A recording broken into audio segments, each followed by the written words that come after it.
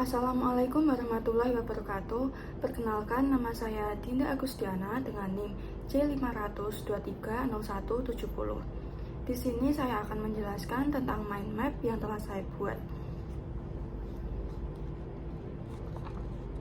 Nah, mind map atau peta konsep saya berjudul Sitologi dan Tekstus Epithelium. Di sini saya membagi menjadi dua. Yang pertama yaitu sel dan yang kedua yaitu epitel. Saya akan menjelaskan tentang sel dahulu.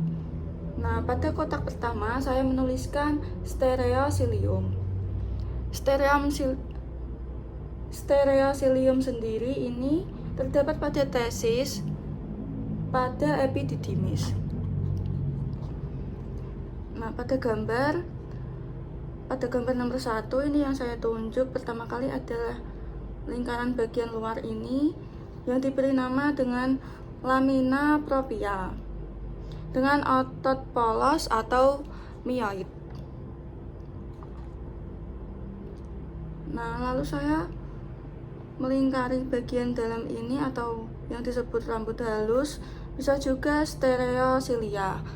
Stereocilia ini berfungsi sebagai menyerap kelebihan sitoplasma atau residu. Yang keempat ada epitel. Epitel itu terdiri dari beberapa kotak-kotak dari stereocilium. Bisa dilihat ya.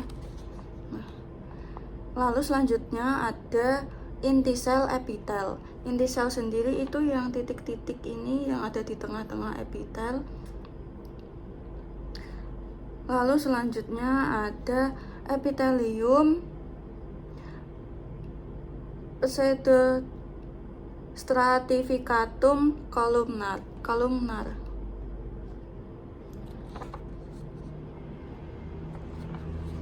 Nah, lalu kita lanjut ke kotak nomor 2, yaitu ada granulum zymogen yang terdapat pada pankreas. Granulum zymogen ini bisa disebut calon enzim. Yang pertama yaitu yang garis-garis ini, garis warna ungu ini, namanya adalah pars exocrine. Pars exocrine ini ada dua. Yang pertama yaitu pars exocrine dan yang kedua ada pars endocrine. Nah, pars exocrine ini menghasilkan enzim. Yang satunya lagi yaitu pars endocrine yaitu menghasilkan hormon.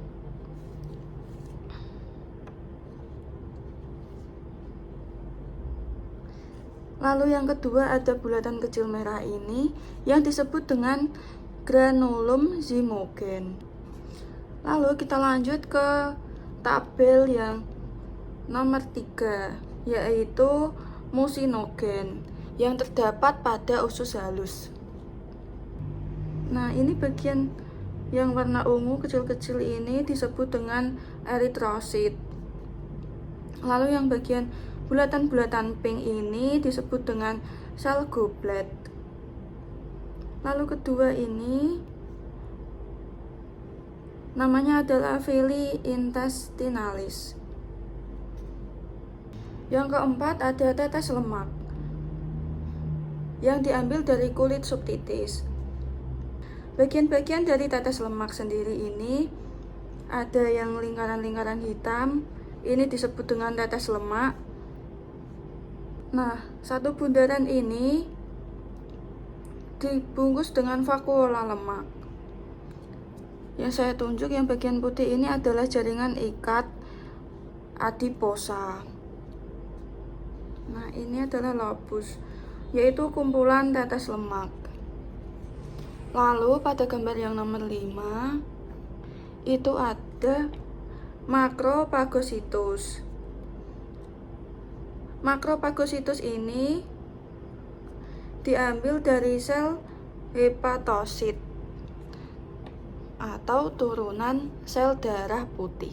Di sini saya akan menjelaskan bagian-bagian yang ada pada pagositus yang pertama yaitu lingkaran tengah yang berwarna orange, ini disebut dengan vena centralis. Yang kedua yang saya ambil yaitu bulatan-bulatan berwarna ungu kecil. Ini bernama makropak. Lalu yang berwarna merah ini disebut dengan sel hepatosit.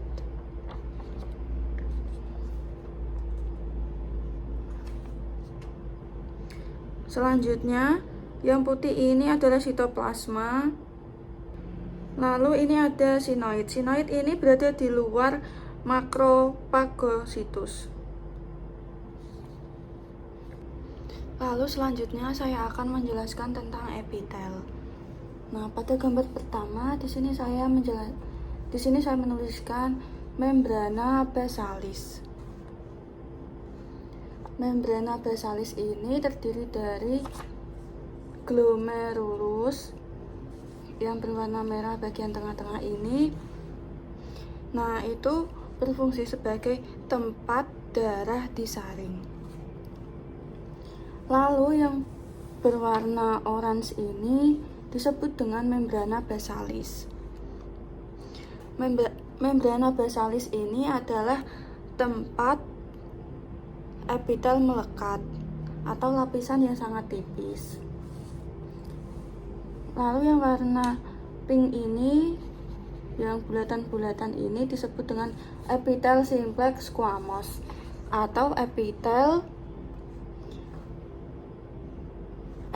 pipih yang hanya terdiri dari satu lapis. Lalu yang hitam-hitam ini disebut dengan sel kodosif. Lalu pada kotak kedua saya menuliskan epithelium simplex cuboideum atau epitel yang terdiri dari satu lapis dan berbentuk kubus. Nah, epitel ini terdiri dari membrana basalis, yaitu yang ini yang tipis. Lalu yang kedua yaitu ada ini bagian yang kecil-kecil, bulatan-bulatan kecil ini disebut dengan sel epitel cuboideum atau bisa juga disebut dengan sel epitel kuboid. Lalu yang tengah ini adalah massa koloid. Nah, yang ini semua bagian ini kotak itu disebut dengan folikel tiroid. Lalu ada juga jaringan ikat.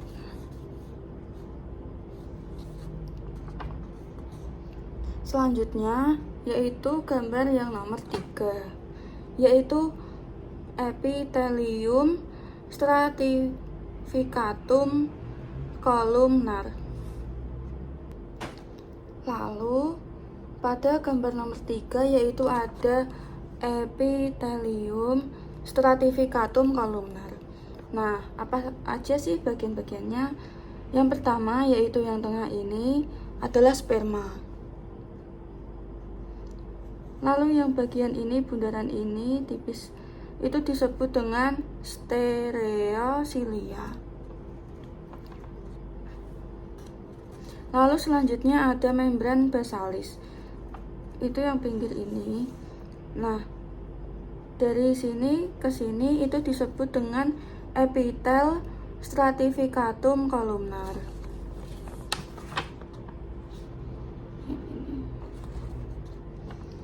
Selanjutnya yaitu pada gambar nomor 4 ada epithelium stratificatum squamosum non cernificatum atau bisa juga disebut dengan epitel berlapis-lapis, berbentuk pipih dan tidak bertanduk. Bagian-bagiannya terdiri dari sel polihedral, yaitu pada bulatan kecil yang berwarna ungu. yang bagian atas. Nah, yang bulatan-bulatan kecil bagian bawah itu disebut dengan sel basal. Lalu ada jaringan ikat. Ini adalah jaringan ikat. Selanjutnya ada garis-garis yang ini tempat melekatnya sel atau epitel, itu disebut dengan membran basal. Lalu bagian yang ini semuanya ini disebut dengan epitelium stratificatum squamosum non significatum. Lalu yang terakhir yaitu ada epitelium transisional. Kenapa transisional? Karena bentuknya itu dapat berubah-ubah. Ini itu terdapat di kandung kemih atau perkemihan. Nah, bentuk dari ini itu bisa pipi menyesuaikan dengan jumlah urin yang ada di dalamnya. Pada gambar ini disebut dengan jaringan ikat atau jaringan pengisi. Lalu yang bulatan-bulatan ini adalah epitel.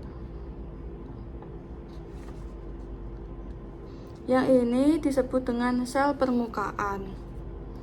Adalah sel yang sangat tipis. Nah, sekian penjelasan dari saya. Wassalamualaikum warahmatullahi wabarakatuh.